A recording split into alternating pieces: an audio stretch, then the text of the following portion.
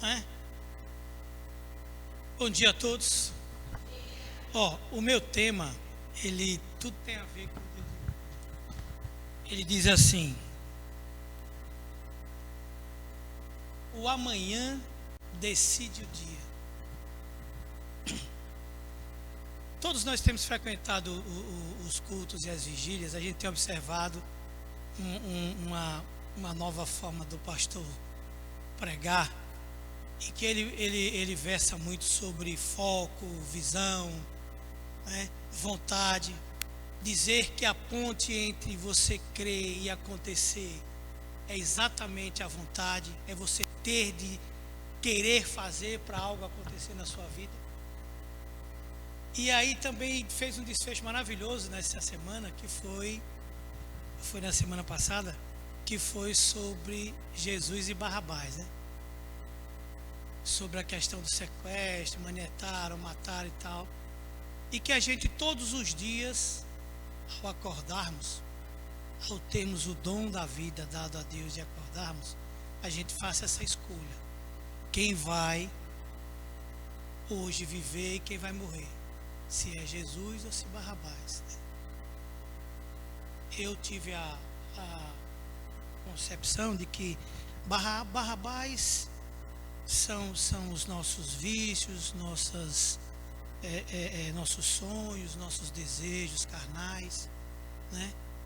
E Jesus não. Jesus é você ter um dia de paz, um dia de realizações, um dia de espiritualidade, um dia de amor, de esperança, de fé, um dia em que você vai se dedicar a fazer aquilo que Cristo realmente nos pede e nos diz com tanto carinho, né? João diz isso, né? Quando nos chama de filhinhos, né? Toda manhã, quando a gente acorda, a gente sabe que a gente acorda com um campo limpo, porque quando a gente dorme, a gente realmente sai do nosso corpo, às vezes nem acordamos, né? Então ali Deus, pela fé, nós temos convicção de que Deus está preparando o terreno, né?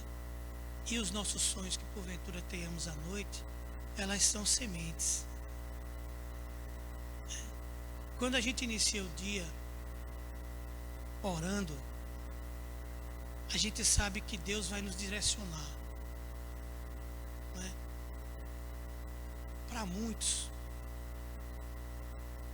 podemos pensar assim: poxa, tenho tanta coisa na minha mente, tanta coisa para fazer, trabalho, filho, escola, café da manhã, cuidar do marido, cuidar da casa, cuidar disso, cuidar daquilo, né? E a gente fica assim meio que atordoado com tantas coisas para fazer, né?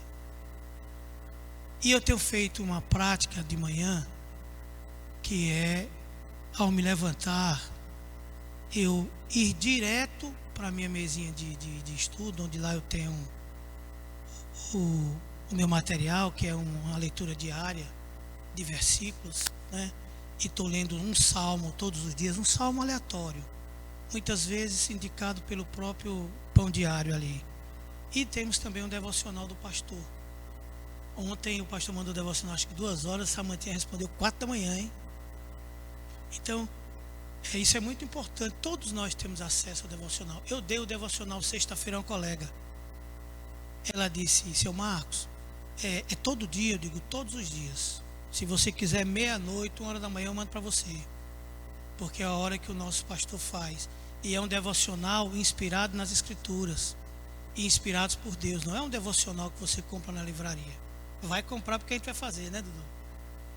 Então, a gente tem que entender que a escolha é nossa. Lembram? Jesus, Barrabás. A gente tem que ter a vontade, que é a ponte que nos leva ao desejo e à realização, porque é Deus que dá o sonhar e o realizar. E a gente tem que ter essa convicção. As rotinas matinais da gente, elas não são prisões. Não são prisões, mas ferramentas de liberdade. Por quê? Porque você as tem.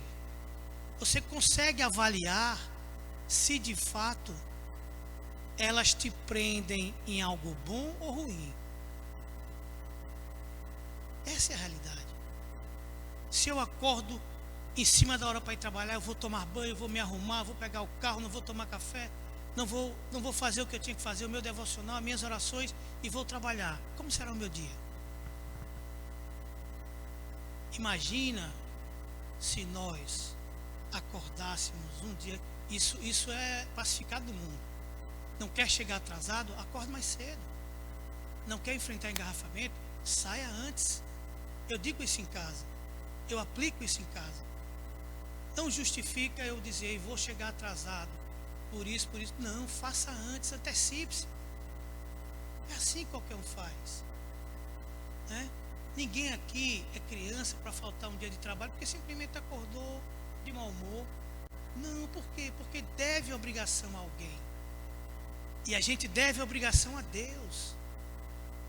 Às vezes a gente fica chateado com algumas coisas que a gente ouve. Por exemplo, sexta-feira na vigília nós ouvimos assim que na faculdade a gente não aprende nada.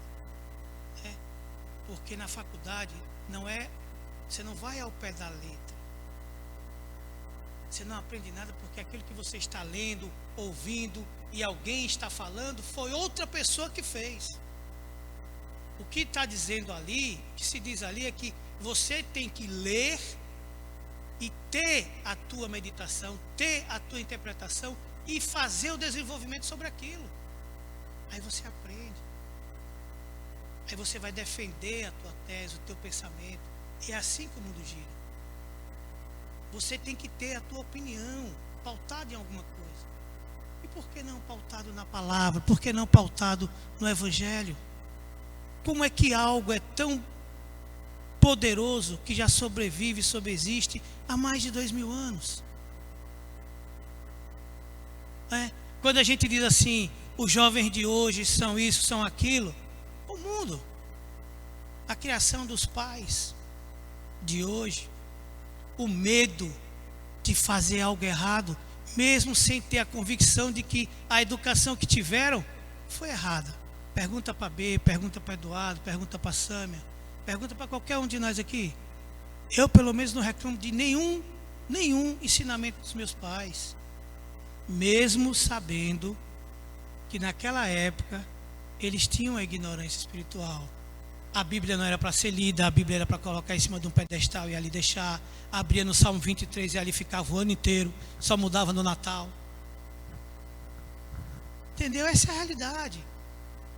Mas uma coisa é certa, o pouquinho que eles nos ensinaram sobre religiosidade, sobre espiritualidade, é o que nos norteou até hoje, até chegar aqui. E hoje a gente consegue entender através dos nossos pastores, como, pelo menos eu, como a gente perdeu tempo. Como? Eu sempre digo aos meus filhos assim, eu não quero dar a vocês o que eu não tive. Porque o que eu tive foi o que os meus pais puderam dar. E eu sou grato, porque eu tive tudo. Tudo que eu pude ter, eu tive. Do mais simples ao mais difícil para eles. Mas tive. Mas eu quero dar a vocês a oportunidade de não precisarem viver o vácuo que eu vivi na minha vida espiritual.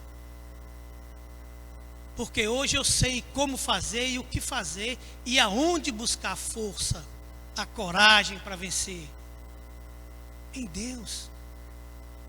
Esse vácuo, essas coisas que eu vivi no passado, só servem para ficar lá no passado, para servir de experiência, para eu poder dizer aos meus filhos assim, olha, não precisam viver, porque eu já vivi e sei que não valeu a pena.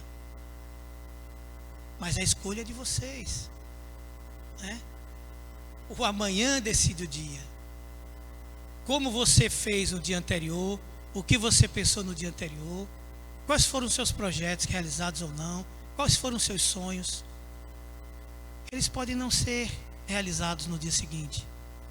Mas uma coisa é certa, você vai decidir o que você vai fazer no dia seguinte. E a única forma de você decidir é você conversando com Deus, entregando o seu dia a Deus. Porque lembre-se, Ele pode nem existir, se assim for a vontade do Pai, né? Quando a gente tem uma rotina matinal inspirada em Deus, que prepara a nossa mente contra as distrações, contra as frustrações. Eu acordo de manhã, eu não sou atleta, todo mundo percebe, mas eu tenho disposição. Eu acordo de manhã, todo dia, com disposição. E olha que eu acordo até de madrugada agora. Mas, e não reclamo. Não reclamo. Hoje eu acordei com a dor nas pernas, na batata das pernas. É aquela dor, que não é cãibra, mas é dor nos ossos mesmo. E minha esposa diz assim, o que é? Eu disse, nada, é dor. E vai, senta aqui, eu digo, não, eu vou andar. E fiquei andando. E foi fazendo exercício e foi passando. Eu tenho dois caminhos, ou me levanto e faço alguma coisa para tentar melhorar, ou fico escornado em cima da cama, gemendo. Então eu preferi me levantar. E a dor passa. Não sei o que é, vou me investigar depois. Mas a gente tem que acordar de manhã com esse desejo no coração de fazer a vontade do Pai. Porque tudo mais o Senhor vai fazer por nós. Pode ter certeza disso. Pode ter certeza. E Rosinha, pegando o gancho da pastora, tá? Só vou citar seu nome aqui, mas eu aprendi na igreja que dificuldade, problema, saúde, doença, tristeza, uma infinidade de coisas nós vamos ter, nós vamos passar. Mas algo vai mudar isso quando você tiver a percepção de como você vai encarar isso. Está doendo? Vamos atrás da cura, vamos orar. Está cansado? Vamos nos levantar e fazer algo que nos dê vitalidade, coragem, ânimo. Sorria. A vida é bela. Quem assistiu esse filme? A vida é bela. Diante de todos os problemas, de todas as dificuldades da vida, que a gente tiver ali capengando, igual aquela música dos senhorzinho, como é? Eu tinha uma tortinho, homem torto, né? Isso. É basicamente aquilo ali. Não importa como você esteja, erga-se. Mas erga-se, sabe como? No Pai, em Deus, Marina. O Senhor é a minha força. O meu olhar é voltado para o alto, para o foco, porque é de lá que vem o meu socorro. A gente tem que acreditar. Eu amei mesmo essa semana a frase que o pastor disse na vigília. Ele recuou na cadeira assim, aquele jeito que só ele sabe fazer, e disse: a única coisa que eu peço a vocês, acreditem que vocês estão perdoados, porque Deus fez isso. Acredite, Sâmia. Acredite que a sua vida de agora para frente, o passado já não importa. Não importa. Eis aqui que eu nunca fui santo na minha vida. Nunca, Miriam. Eu fui pecador, sim, sem vergonha. Mas eu digo uma coisa a vocês, eu não lembro mais. Eu não lembro nem para dizer assim, meu tempo acabou. Não, pelo contrário, meu tempo está começando agora. Porque foi agora que eu tive a oportunidade de encontrar a Deus, de reconhecer a minha dependência em Deus, né? E se porventura não for o meu tempo, também não importa. Importa onde eu acredito, em quem eu acredito. E acredito que estar aqui é o melhor lugar. Viver isso aqui é o melhor lugar. É a melhor coisa que podemos escolher. E pode ter certeza, se a gente fizer uma pequena introspecção, você vai entender o que eu estou dizendo. Olhe o que Deus fez para que você chegasse até aqui. Não é humano, é sobrenatural. Então, que Deus nos abençoe, nos proteja, nos dê um domingo maravilhoso,